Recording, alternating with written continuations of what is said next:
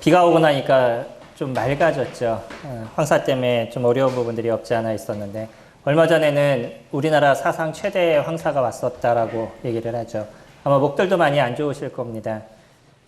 특히 예민한, 이제 저처럼 목에 좀 예민한 사람들은 이럴 때 정확하게 이렇게 느끼게 되는데, 건강에 또 유의하셔야 될 그런 시점인 것 같습니다. 왜 봄에 황사가 이렇게 많이 오는지 저는 잘 알지 못하는데, 봄만 되면 황사로 인해서 많이 힘든 부분들이 없지 않아 있죠. 그럴 뿐만 아니라 또 지난 한 주는 기독교의 어떤 그 행사 중에 가장 소중한 시간 중에 하나였었습니다. 예수 그리스도 그분의 그 부활하심을 기억하는 저희 한 주의 시간들을 같이 이렇게 보냈는데, 아마 교회를 다니시지 않는 분들도 이때가 부활절이야 뭐 이런 얘기를 좀 들어보셨을 겁니다.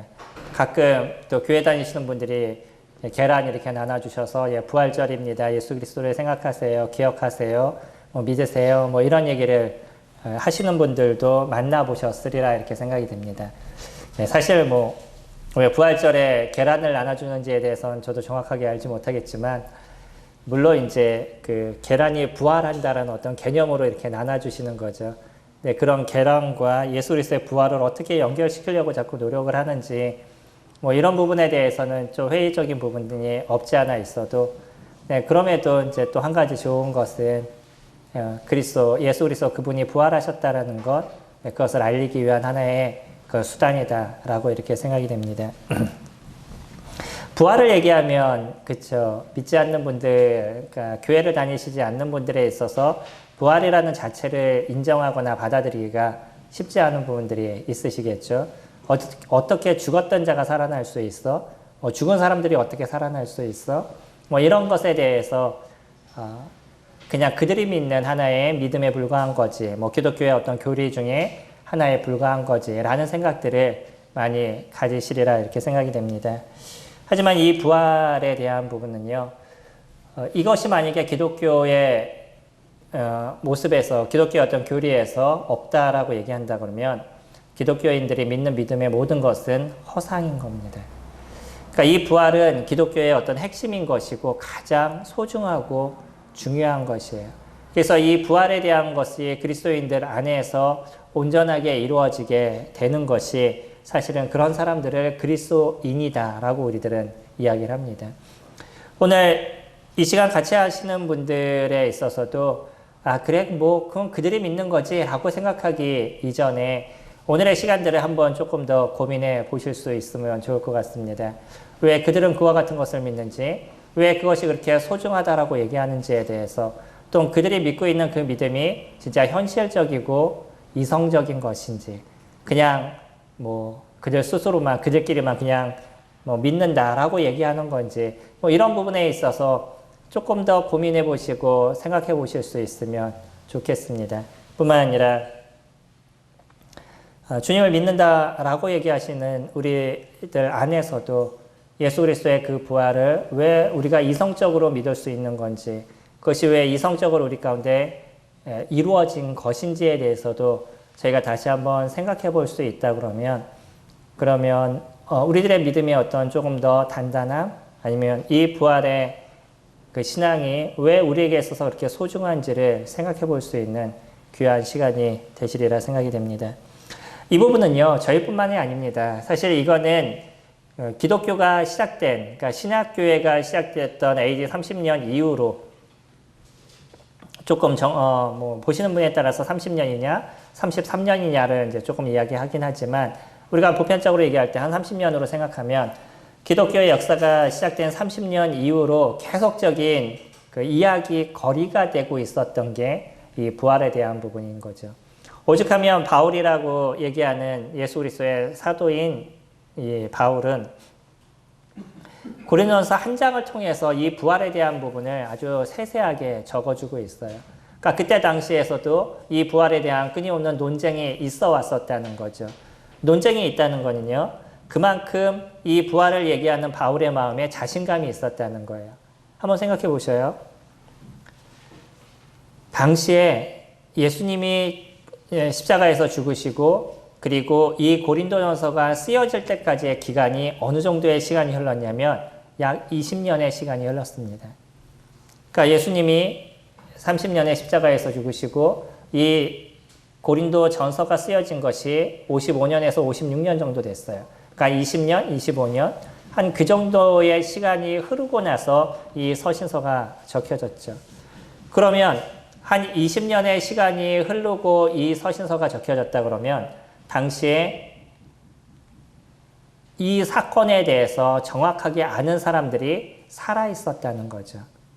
지금 바울도 그것을 얘기합니다. 저희 15장, 고린도서 15장 말씀 같이 보시면 저희가 본문이 오늘 아주 길기 때문에 다 읽어드릴 수는 없지만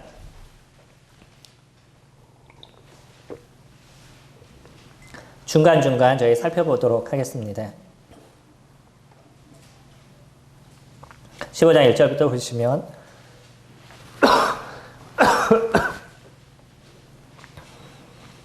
형제들아 내가 너희에게 전한 복음을 너희에게 알게 하노니 이는 너희가 받은 것이요 또 그 가운데 선 것이라. 너희가 만일 내가 전한 그 말씀을 굳게 지키고 헛되이 믿지 아니하면 그로 말미암아 구원을 받으리라. 내가 받은 것을 먼저 너희에게 전하였노니 이는 성경대로 그리스도께서 우리 죄를 위하여 죽으시고 장사 지낸 바 되었다가 성경대로 사흘 만에 다시 살아나사 게바에게 보이시고 후에 12 제자에게와 그 후에 500여 형제에게 일시에 보이셨나니 그 중에 지금까지 대다수는 살아있고 어떤 사람은 잠들었으며 그 후에 야고보에게 보이셨으며 그 후에 모든 사도에게와 맨 나중에 만삭되지 못하여 난 자 같은 내게도 보이셨느니라. 나는 사도 중에 가장 작은 자라. 나는 하나님의 교회를 박해하였으므로 사도라 칭함을 받기를 감당하지 못할 자니라.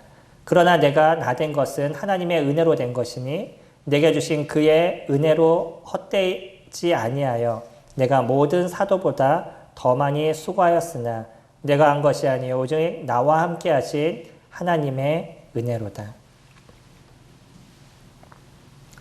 마지막에 그는 또 이렇게 얘기하죠. 그러므로 나나 그들이나 이같이 전파함에 너희도 이같이 믿었느니라.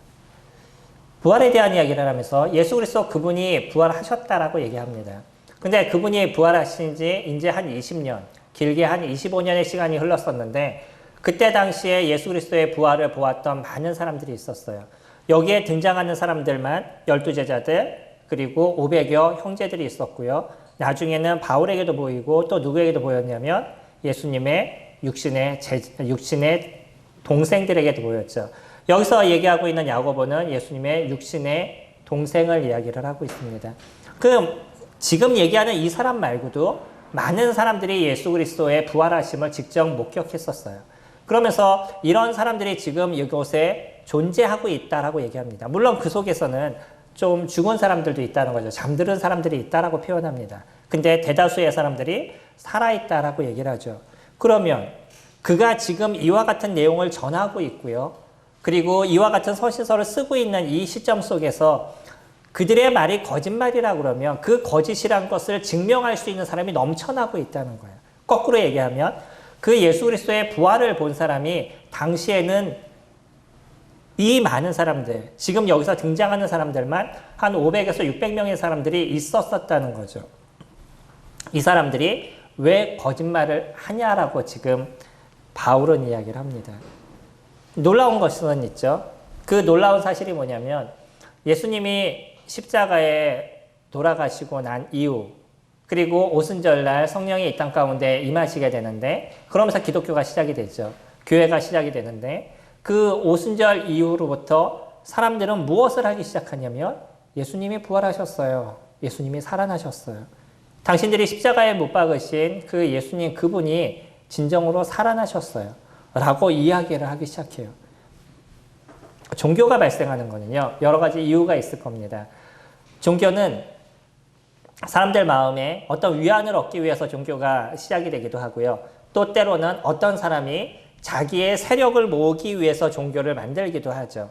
그래서 자기만의 어떤 자기를 따르는 사람들을 만들기 위한 그것을 위해서 종교를 만드는 안 좋은 사람들도 존재하고 있습니다. 근데 그 종교를 만들게 됐었을 때 그것에 대한 진정한 믿음을 그 사람들이 갖고 있어야지만 그것이 이루어지는 거죠. 다시 얘기한다 그러면 그것에 대한 확신이 그들에게 있어야 된다는 거예요. 근데 이것이 증명되지 못할 어떤 확신들, 사람들에게 얘기했는데 사람들이 믿지 못할 부분이라 그러면 잠시 나타나는 종교의 모습이 있지만 시간 지나면 없어져 버린다는 거예요. 이게 지금까지 있어 왔던 역사의 부분입니다. 많은 종교들이 있었어요. 지금 저희가 보고 알고 있는 종교들뿐만 아니라 더 많은 종교들이 이 세상에는 존재했지만 그들에게 거짓말로 시작된 종교가 있게 되면 그들은 다 사그러든다는 거예요. 없어져 버린다는 거죠. 근데 2000년이라는 그 역사 속에 예수라는 그분이 부활했다는 이 허황된 얘기를 사람들은 이야기를 하지만 그 허황된 얘기를 하는 이 기독교가 아직까지 존재하고 있다는 거예요. 그거는 시작부터 시작해서 지금까지 동일한 얘기를 하고 있어요. 2000년의 기간 동안에 예수라는 그분이 죽음 가운데서 부활하셨습니다라는 그 얘기를 2000년 동안에 동일한 사람들이 동일하게 이야기를 해오고 있다는 거예요. 요즘 미투 사건 아시죠? 많은 미투 사건이 있습니다. 사실은요, 지금의 제 나이 아니면 저보다 나이가 많으신 분들 다 아시겠지만 저희들이 학교 다닐 때는 맞으면서 학교 생활을 했었어요. 그건 누구든지 다 동일할 겁니다. 숙제 안 해왔다라고 손등으로 맞고 무릎으로 매로 맞고 많은 또록 맞으면서 사실은 저희들이 살아왔었죠. 근데 그때는 그것을 그냥 당연시 여겨왔었어요. 근데 이것이 당연한 건가요, 사실은? 그런 게 아니죠. 물론 어떤 선생님은 진짜 아이들을 사랑하는 마음으로 아이들이 잘 되기 위해서 하신 분들도 있지만 어떤 분은 감정적으로 하신 분들도 물론 존재합니다. 저도 어릴 때 그 학교를 다니면서 느끼는 부분 중에 하나도 감정적으로 그런 분들도 없지 않아 있었어요.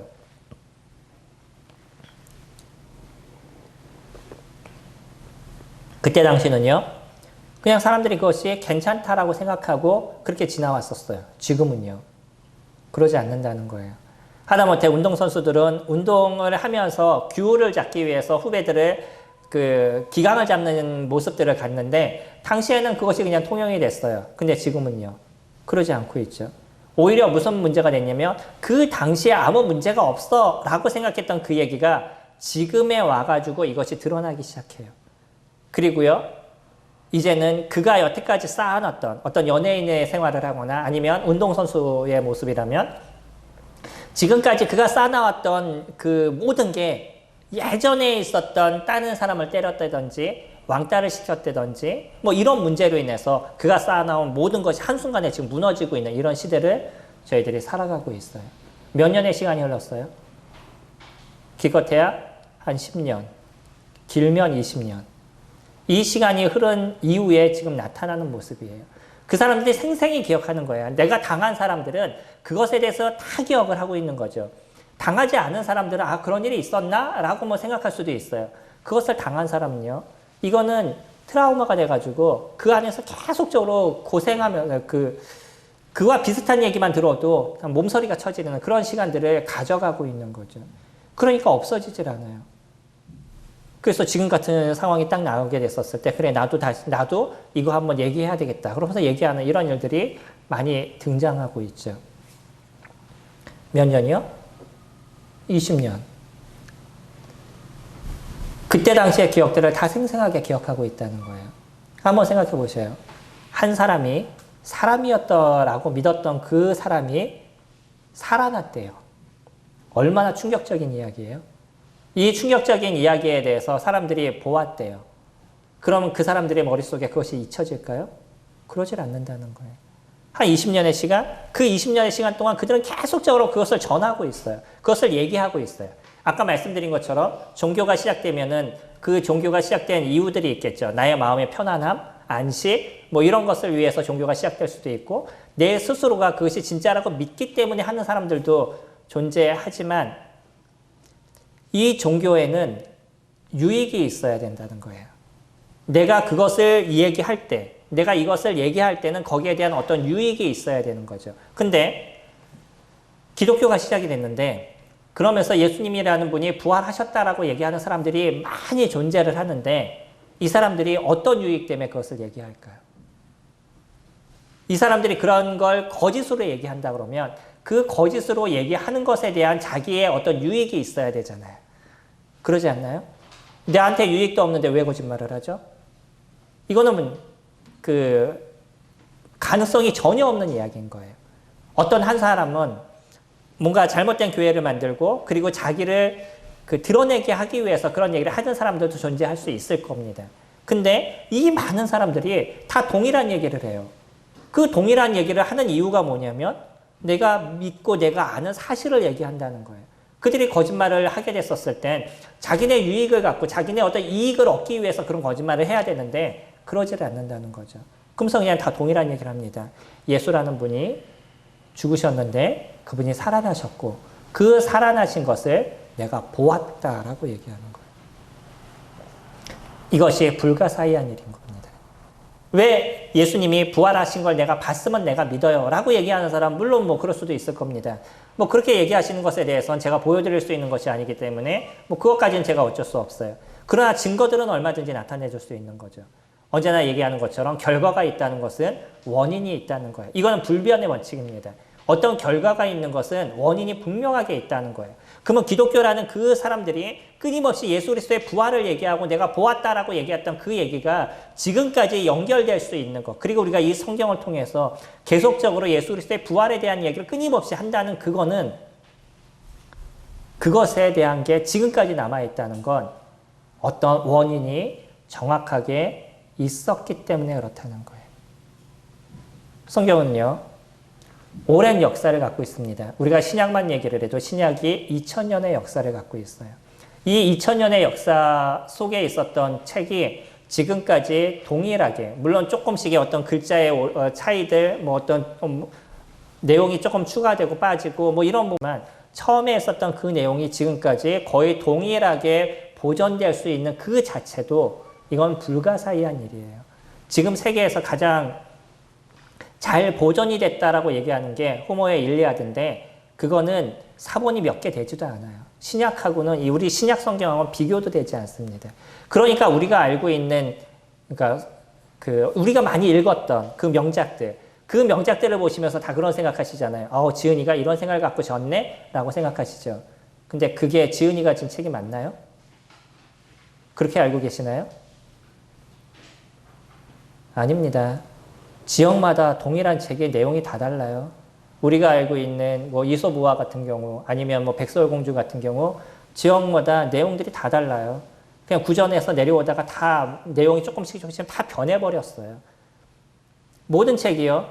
끝까지 잘 그 내용이 보존되는 거 쉽지 않았었어요. 지금은 가능할까요? 안 가능할까요? 가능하죠. 지금 파일로 보존하는데 컴퓨터 파일로 보존하니까 지금은 그거에 대해서 오류가 없어요. 예전에는요. 그걸 다 필사를 해야 됐다는 거예요.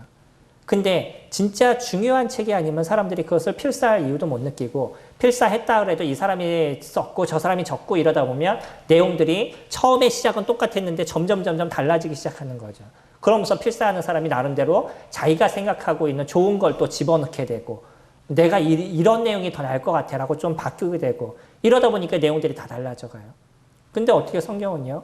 2000년의 시간이 흘렀음에도 우리가 구약을 빼놓고요. 구약을 얘기하면 뭐 3600년을 우리가 얘기를 하는데 신약만 놓고 얘기를 해도 2000년의 시간이 흘렀음에도 불구하고 그 내용이 지금까지 보존되고 있느냐는 거예요. 이건 불가사의한 내용입니다.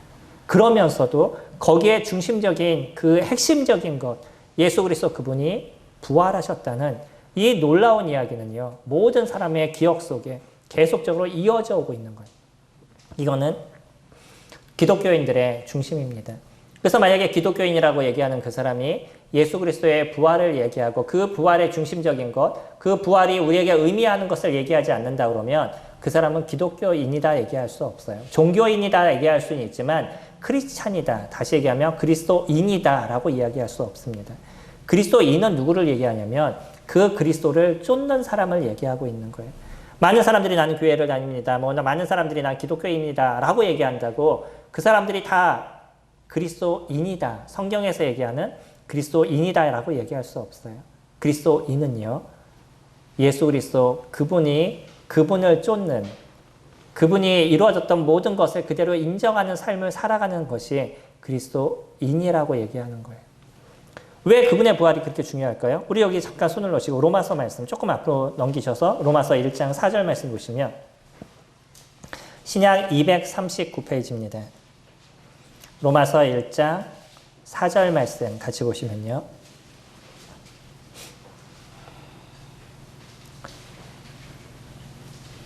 성결의 영으로는 죽은 자들 가운데서 부활하사 능력으로 하나님의 아들로 선포되었으니 곧 우리 주 예수 그리스도시니라. 부활이 이렇게 중요한 것입니다. 부활은 무엇을 이루신 거예요? 그분이 하나님의 아들로 선포가 되신 거예요.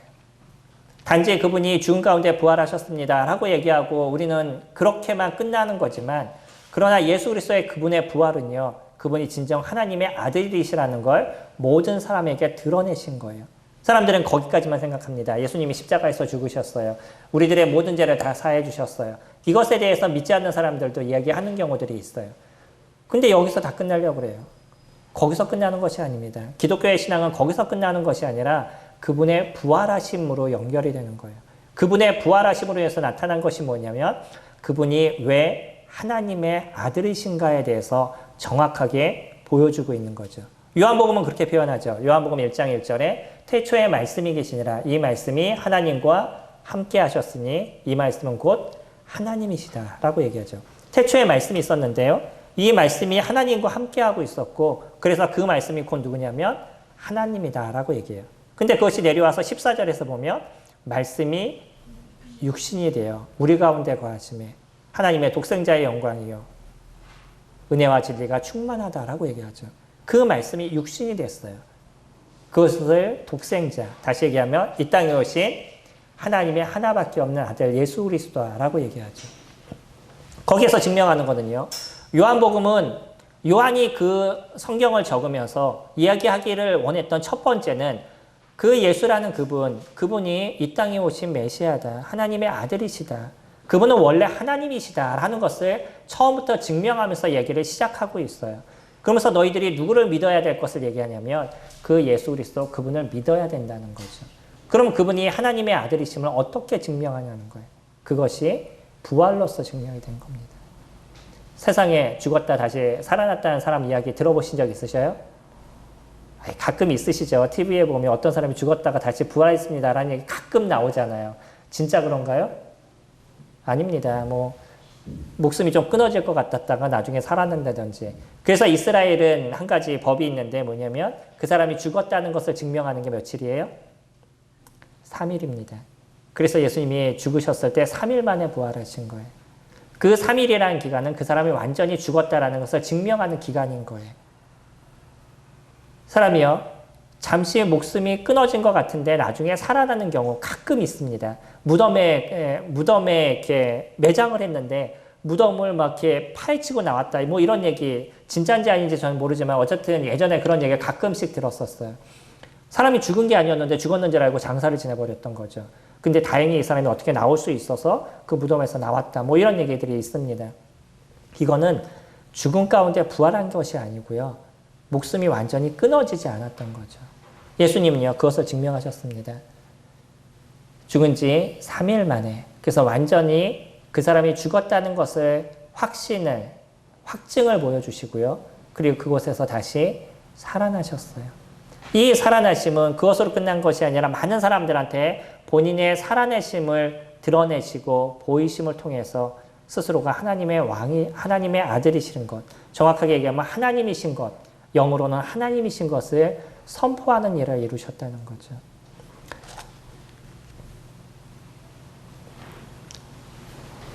예수 그리스도의 부활을 믿지 못하시는 분들은요, 우리가 이성적으로 좀 생각해야 될 필요가 있습니다. 그냥 죽은 사람이 살아난다는 걸 믿지 못하기 때문에 나는 믿지 못해, 그렇게 얘기하는 것이 아니라 과연 그러면 성경에서 얘기하고 있는 이런 내용들, 지금 제가 말씀드렸던 이런 부분들이 사실이냐는 것이에요. 그리고 이들은 왜 그래야만 했냐는 것이죠. 그들이 아무리 정신적으로 문제가 있고 아무리 자기네 이익에 무엇인가를 얻으려고 노력을 했다 할지라도 이 많은 사람들이 동일하게 이와 같은 거짓말을 해야 될 이유가 전혀 없었다는 거예요. 이거는 오랜 역사를 통해서 드러난 부분입니다. 또 하나, 저희 본문으로 돌아가셔서 15장 29절 말씀 보시면, 고린도전서 15장 29절 보시면, 만일 죽은 자들이 도무지 다시 살아나지 못하면 죽은 자들을 위하여 세례를 받는 자들이 무엇을 하겠느냐? 어찌하여 그들을 위하여 세례를 받느냐? 또 어찌하여 우리가 언제나 위험을 무릅쓰리요? 형제들아, 내가 그리스도 예수 우리 주 안에서 가진 바 너희에 대한 나의 자랑을 두고 단언하노니 나는 날마다 죽노라. 내가 사람의 방법으로 에베소에서 맹수와 더불어 싸웠다면 내게 무슨 유익이 있으리요? 죽은 자가 다시 살아나지 못한다면 내일 죽을 터이니 먹고 마시자 하리라. 지금 바울은 자기에 대한 얘기를 하고 있죠. 그러면서 자기뿐만 아니라 그와 같은 일을 하고 있는 사람들을 동일하게 이야기를 합니다. 물론 우리가 29절 말씀은 해석하는데 신약 성경에서 아마 가장 난해한 구절 중에 하나로 이야기를 합니다. 아마 바울이 얘기하기 원했던 그 내용은 어떤 거냐면, 왜 사람들이 죽음을 무릅쓰면서까지 그들이 침례를 받냐는 거예요. 당시의 사람들은요, 침례를 받는 순간부터 죽음을 각오해야 됐습니다. 지금 교회에서 침례 받으시고 죽음을 각오하면서 침례를 받으시는 분 계시나요? 군에 갔더니 초코파이 준다고 5,000명씩 막 침례를 받고 그러더라고요. 그 사람들은 무엇 때문에 침례를 받는 거예요? 네, 초코파이 받으러. 그런 것을 지금 얘기하지 않습니다. 여기서 얘기하고 있는 이때 당시의 사람들은요, 유대인들이 침례를 받으면서 그 받는 순간부터 자기네 동족들에 의해서 죽음을 당할 것을 각오하고 침례를 받았어요. 여기서 얘기하는 세례를 그렇게 받았습니다. 우리가 얘기하는 1세기 안에서는요, 사실 물뿌림의 침례는 성경에 등장하지 않습니다. 기독교 역사에 나타나지 않아요. 침수 침례였었던 거죠. 이 침례를 받을 때 그들은 목숨을 내놓고 침례를 받았어요. 그것이 많은 사람에게 나는 기독교인이 됐습니다. 나는 크리스찬이 됐습니다. 라는 고백이기 때문에 유대인들은요, 이 사람이 우상을 숭배하는 다른 이교도를 섬기는 것으로 인정했기 때문에 유대인들이 많은 크리스찬들을 죽였습니다. 그 죽이는 일을 누가 했었어요? 지금 성경을 적고 있는 바울이 예전에 했었던 거예요. 그렇기 때문에 바울은 그것에 대해서 정확하게 알고 자기 스스로가 거기에 대한 죄책감을 갖고 있는 거죠. 나도 몰랐을 땐 그와 같은 일을 했습니다. 그 사람들이 왜 그렇게 죽음을 각오하면서까지 침례를 받는지, 그들이 왜 예수 그리스도를 믿는다라고 얘기하는지 이해하지 못했습니다. 근데 예수 그리스도의 부활을 내가 딱 보는 순간에, 그것을 내가 깨닫는 순간에 이분이 진짜 이 땅에 오신 메시아라는 것, 그분이 진정 나를 구원하신 구세주라는 것에 대해서 정확하게 깨달았습니다. 바울이 그런 고백을 하죠. 그리고 나서 그의 인생이 어떻게 변해요? 지금 얘기하는 것처럼 에베소에 있을 때, 지금 고린도전서를 쓰는 그 장소가 에베소였죠. 약 3년에서 4년의 기간 동안에 에베소에 있었었는데, 아마 그 말년쯤, 에베소에 그 있는 기간의 마지막쯤에 지금 고린도전서를 적었던 것으로 보여지는데, 그곳에서 있었던 일 중에 하나가 뭐냐면, 자기가 예수 그리스도를 선포함으로 인해서 맹수와 싸워야 되는, 그때 콜로세움 이런 그 극장들이 있었죠. 거기서 맹수 풀어놓고 그리스도인들을 거기다 풀어놔놓고 막 죽이는 이러한 일들이 비일비재하게 당시에 있었습니다. 단순해요. 예수 그리스도를 믿는다는 그 하나로 인해서 그들이 그런 극장에서 사자에게, 굶주렸던 사자에게, 또 여러 맹수들에게 잡혀 먹히는 그런 일들이 그냥 일어났어요. 사람들은 그것을 보고 잔인해, 인간이 어떻게 저렇게 잔인할 수 있어 라고 얘기하는 것이 아니라 환호하고 소리를 지르는 그 쾌감을 느끼는, 인간이 얼마나 잔인한 존재들이에요. 이것이 기독교 역사 속에 나타난 실질적인 일들이었던 거죠. 하나님을 믿지 않는다는 사람들은요, 하나님을 믿는 사람들, 하나님을 믿었다는 그 하나로 인해서 그와 같은 잔인한 행위들을 이루어갔던 거예요. 이건 역사 속에서 충분하게 우리가 살펴볼 수 있는 내용들입니다. 기독교의 역사가 아니라 세계 역사 속에서 그냥 등장하고 있는 내용들인 거예요. 왜 이들은 그러한 고난을 감수했을까요? 그뿐인가요?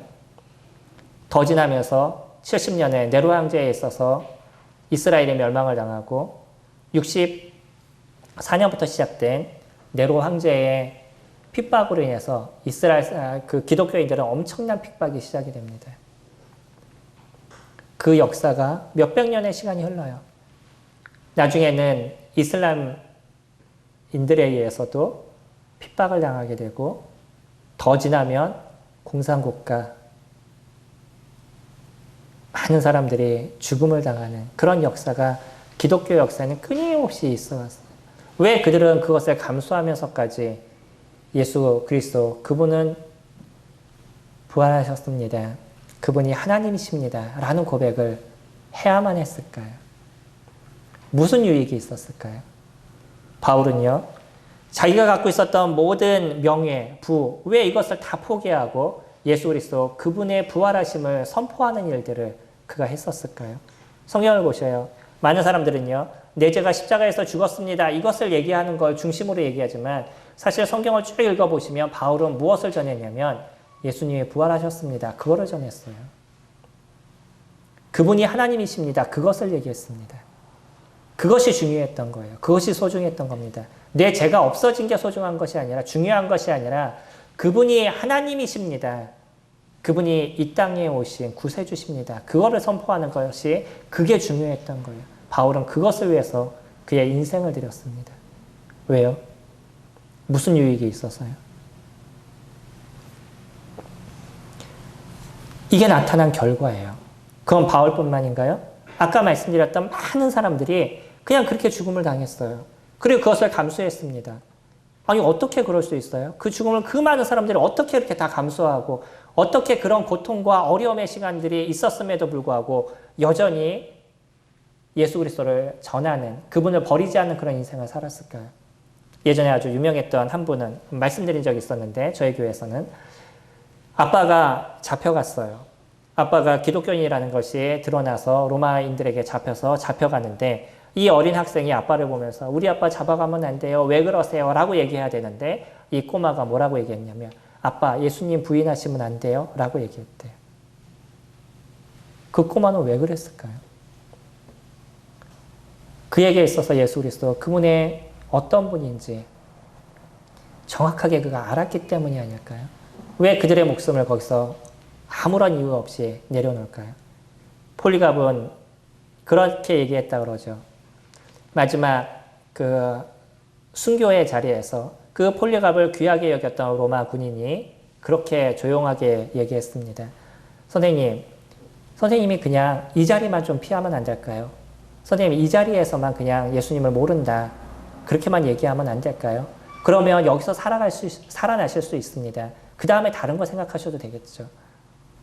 그때 폴리갑이 뭐라고 얘기했냐면 예수님은 한 번도 나를 실망시키지 않으셨는데 내가 어떻게 예수님을 부인하느냐라고 얘기하면서 그 마지막 죽음을 거기서 맛봤어요. 왜 그랬을까요? 어떻게 이 많은 역사의 사람들이 지나왔었는데 그런 사람들의 모습을 보면서 그들이 믿는 믿음이 다 거짓이었습니다. 라고 얘기할 수 있을까요? 이게 기독교 역사 시작된 이후로 100년 그 안에 이루어졌던 많은 일들이었던 거예요. 성경도 기독교가 시작된 지 약 70년, 그 70년의 기간 안에 적혀져 있는 내용들입니다. 그때의 사건들을 다 보고 느끼고 알았던 그때의 모습들을 충분히 볼 수 있었던 그런 사람들이 존재하고 있었던 그 시대의 모습인 거예요. 어떻게 거짓을 적을 수 있었겠어요? 아니면 그게 거짓이라 그러면 어떻게 지금까지 이와 같은 성경이 동일하게 남아있을 수 있어요? 더 많은 거짓된 것이 적혀져 있고 그들이 갖고 있는 이런 믿음이 잘못된 것이라는 실질적인 내용들이 더 많이 존재해야 되는 것이고 그것이 현실적으로 증거로 남아있어야 되는 게 모습이 아니겠어요? 그것이 한 것이 아니겠어요? 어떻게 지금까지 성경이 더 많이 남아있고 지금도 전 세계에서 가장 많이 팔리고 있는 게 성경이고 지금까지 가장 많이 팔린 게 성경으로 남아있겠어요? 놀라운 거 아니겠어요? 우리는요, 아주 단순한 것만 보고도 예수 그리스도 그분이 부활하셨다는 것을 증명해 나가고 있는 겁니다. 또 12절에 보면 그리스도께서 죽은 자 가운데서 다시 살아나셨다는 전파되었거늘 너희 중에서 어떤 사람들은 어찌하여 죽은 자 가운데서 부활이 없다 하느냐. 만일 죽은 자의 부활이 없다면 그리스도도 다시 살아나지 못하였으리라. 이제는 여기서 다시 다른 한 가지를 얘기하죠. 지금까지 증명했던 것처럼 예수 그리스도 그분이 부활하셨다는 것은 무엇이 다시 증명이 되는 것이냐면 그를 믿는 사람들이 죽은 가운데서 다시 부활할 것이라는 것을 증명해주고 있다는 거예요. 예수 그리스도의 부활은 우리에게 무엇을 얘기하냐면 그를 믿는 사람들을 다시 살리시겠다는 겁니다. 많은 사람들이 교회를 다니면서 그냥 마음의 평안을 위해서 아니면 이 땅에 살아가면서 조금 더 돈을 많이 벌거나 내 인생을 조금 더 좋아지게 하거나 이것을 생각하고 교회를 다니는 사람들이 계시죠. 기독교의 신앙은 그렇게 얘기하지 않습니다. 오히려 지금 보는 것처럼 예수님을 믿는다는 걸로 인해서 순교로 당했던 많은 사람들이 존재했었고요. 예수님을 믿었기 때문에 이 땅 가운데 있어서 여러 어려움과 고통의 문제를 받았던 사람들이 비일비재하게 있었어요. 지금 사람들이 생각하는 것처럼 예수님을 믿으면 조금 인생이 편해야지, 마음이 편해야지, 삶이 조금 더 좋아져야지 이거하고는 전혀 다른 인생이었습니다.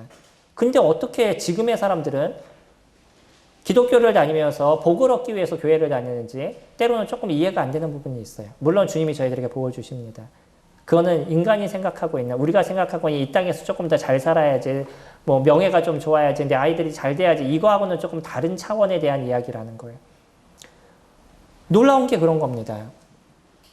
그러니까 사람들이 신앙을 잘못 갖고 있는 거예요. 이 잘못 갖고 있는 신앙을 갖고 있는 사람들이 비일비재하게 있다 보니까 오히려 하나님의 말씀이 가려져 버리는 이런 문제가 발생하고 있죠. 믿음은요, 무엇을 얘기하는 거냐면 예수 그리스도 그분이 부활하셨듯이 우리들도 부활한다는 거예요. 그렇기 때문에 우리는 이곳에서 우리가 갖고 있는 이곳에 우리들의 마음을 다 쏟고 인생을 살아가는 그런 존재들이 아니라 예수 그리스도와 함께하는 인생을 살아가는데 우리들의 마음을 쏟고 있는 그런 삶을 살아간다는 거죠. 이게 부활의 신앙입니다. 그리스도인들을 참된 믿음을 갖고 있는 그리스도인들은요, 이 부활의 신앙을 갖고 인생을 살아가는 거예요.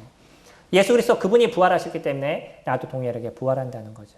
지금 바울은 거꾸로 얘기합니다. 너희들이 부활이 없다라고 얘기하니 그러면 무엇도 없는 거냐면 예수 그리스도 그분도 부활하시지 않은 거야. 예수 그리스도 그분이 부활하지 않으셨다는 것은 너희들의 죄도 여전히 동일하게 있는 거야 라고 얘기하고 있어.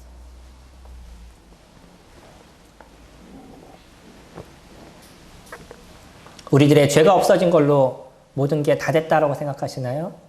오산이십니다. 그건 예수님께서 이루신 사역이에요. 믿음은 무엇이냐면 그분이 다시 부활하신 하나님이시라는 것, 우리를 구원하신 구세주시라는 것, 그것을 믿는 것을 믿음이라고 얘기합니다. 그것을 요한은 뭐라고 얘기하냐면 영접하는 자, 곧 그 이름을 믿는 자들에게는 하나님의 자녀가 되는 권세를 주신다고 그랬죠. 그 예수 그리스도를 영접하는 것이에요. 그러니까 그의 인생이 이제 누구에게 속해진 삶을 살아가냐면 예수 그리스도 그분 안에 속해져 있는 인생을 살아가는 것을 이야기를 하고 있습니다. 그것을 믿음이라고 얘기하고 있어요. 지금 바울은요, 그런 하나의 그 3단 논법을 이야기하고 있는 거죠. 예수님이 부활하셨습니다. 그것에 대한 확증을 하고 그 다음에 너희들이 왜 부활을 믿지 못하느냐는 거예요. 그러면 너희들이 믿지 못하면 예수님도 부활하지 않으셨다는 거죠. 근데 그 이전에 무엇을 이미 증명했어요? 예수님이 부활하신 것을 증명했던 거죠. 그러니까 우리들도 무엇 한다고요? 예수님을 믿는 사람들도 부활한다라고 얘기하는 거예요. 17절에 그리스도께서 다시 살아나신 일이 없으면 너희의 믿음도 헛되고 너희가 여전히 죄 가운데 있을 것이요. 또한 그리스도 안에서 잠자는 자도 망하였으리니 만약 그리스도 안에서 우리가 바라는 것이 다만 이 생의 삶뿐이면 모든 사람 가운데 우리가 더욱 불쌍한 자니라. 얼마나 불쌍해요. 먹고 싶은 거 못 먹죠. 욕하고 싶은 거 안 하죠. 어떨 때 진짜 어떤 사람한테 필요 없는 막 그 안 좋은 것을 당해서 뭐 화를 막 내기도 하지만은 그나마 차마 그리스도인이기 때문에 무엇을 못해요? 마지막에 욕은 못하겠죠. 우리들이 갖고 있는 마지막 양심으로 그 욕은 못하겠잖아요. 그러면서 마음에 또 무엇이 남아요? 이 분이 남죠. 무엇인가 더 남죠. 그러니까 그리스도인들이 분이 있다라고도 얘기를 합니다. 풀어버리면 오히려 편한데 그냥 욕 다 해버리고 그냥 안 좋은 거 다 얘기해버리고 그리고 말아버리면 편한데 차마 그것을 못하는 거예요. 양심상. 그리고 나니까 이게 남아버리니까 그 오랫동안 끙끙 앓는 그런 부분들도 그리스도인들이 갖고 있어요. 왜 그래요?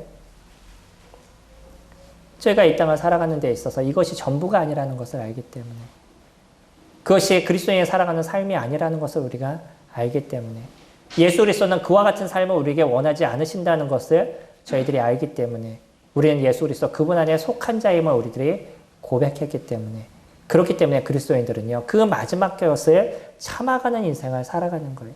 어떠면 남들이 봤었을 때 좀 불쌍해 보이는 인생을 살아가죠. 술 한잔 마시고 그 하루에 있었던 모든 거 다 털어보셔요. 그 다음날 가면 깨끗하게 또 하나를 리셋하고 살 수 있죠. 그럼에도 불구하고 그와 같은 일들을 안 하잖아요. 왜요? 그것이 우리에게 있어서 온전하지 않다는 걸 저희들이 알기 때문인 거죠. 인생을 살아가는데 사람들은 그냥 편하고 자기가 할 수 있는 거 다 해버리고 그렇게 다 쏟아버리고 남이 어떻든 나만 좀 편하면 돼 라고 인생을 살아가도, 그리스도인들은요, 딴 사람에게 고통을 주거나 딴 사람에게 어려움을 주는 것을 끝까지 참아가려고 노력하는 것, 그거는 예수 그리스도 그분이 우리에게 이루셨던 그 사랑을 저희들이 알기 때문인 거죠. 그 예수 그리스도 그분이 십자가에 죽으시면서 그 많은 고난과 고통과 핍박과 조롱을 받았음에도 불구하고 마지막까지 인내하셨던 그 모습을 저희들이 알기 때문에, 예수 그리스도 그분을 인정하는 삶을 살아가는 사람들은 이 땅에서 그것이 전부가 아니라 주님이 이 땅에 오셨을 때 그분과 함께 살아가는 삶의 모습이 되었을 때, 그때 진정한 은혜를 우리가 누리는 인생을 살아감을 알기 때문인 거예요.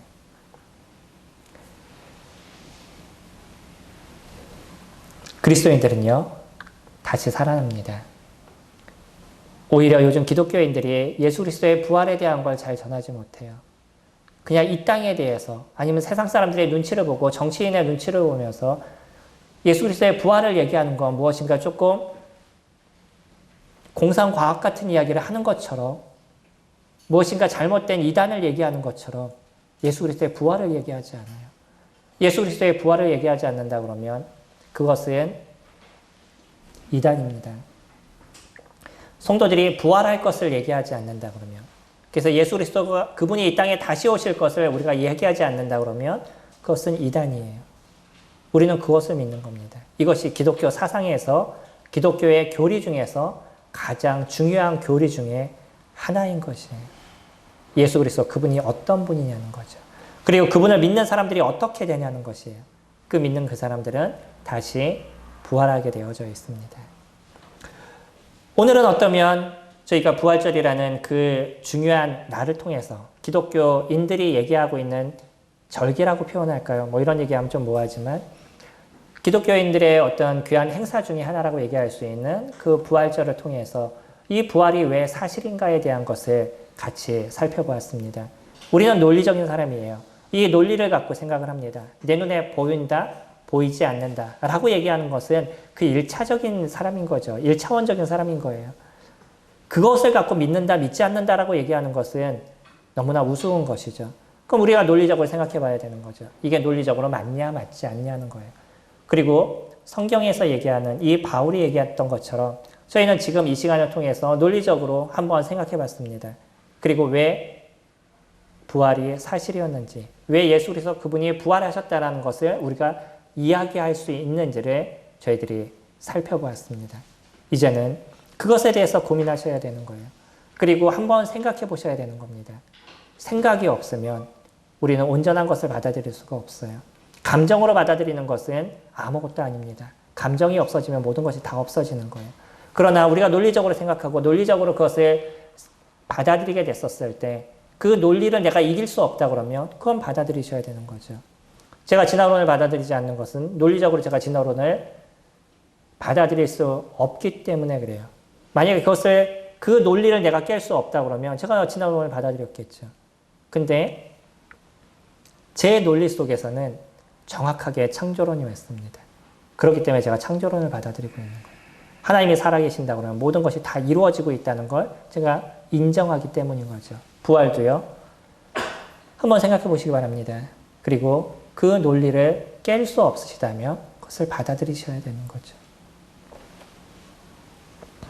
사람이 살아가는데 이 땅에서 이 땅만을 생각하고 살아가는 사람과 이 이후에 있는 인생을 생각하고 살아가는 사람들은 삶의 질이 다르게 되어 있습니다.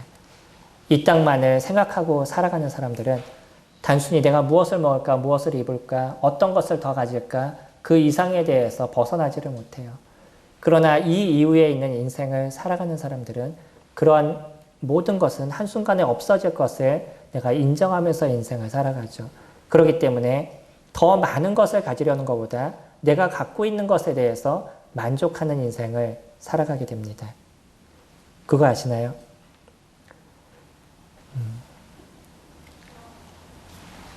맛있는 음식이 여기서부터 여기까지 10가지가 있어요.